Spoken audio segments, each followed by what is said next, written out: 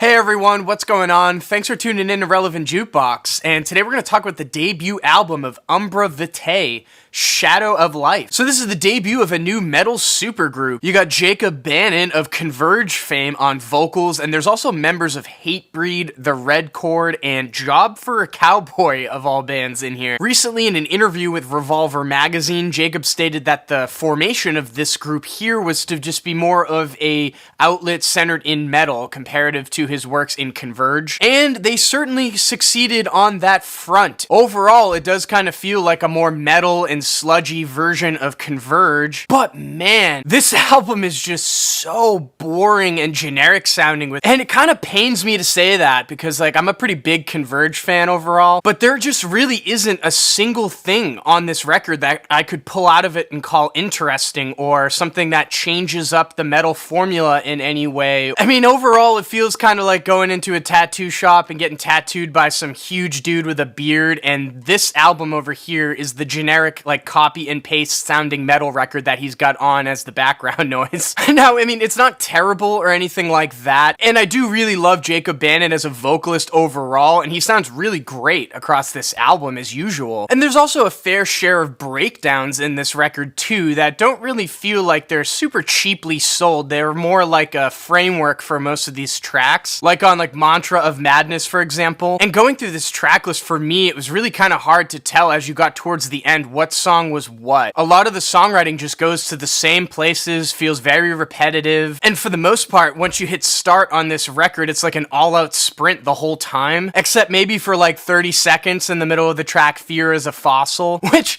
I mean, if this thing lasted more than 10 tracks or 26 minutes long, it would feel way too long. And I guess if you're someone who's just like a metal purist and you really enjoy riffs and just music that provides this level of high energy all the time, you might dig this. But even still, I mean, a lot of what's going on in this record, I feel like I have heard before from a lot of other bands over the past 10 or 15 years or so, and they're all just kind of coming together in one record now, which sounds intriguing, but they do not put any sort of a spin on that or just do anything creative with it, in my opinion. It just comes out really boring. And with that being said, I'm feeling a 5 over here on Shadow of Life. All you collectors out there, I was sifting through Deathwish website. I couldn't really find a vinyl press of this of any sort. Seemed like they just had a lot of t-shirts up. I also looked on their Bandcamp and their website, so I guess keep your eyes peeled. But if you did listen to this Umbra Vitae record, what did you think about it? Let me know in the comments down below. And as always, guys, thank you for watching. If you want more content from me, make sure to hit that subscribe button. Peace.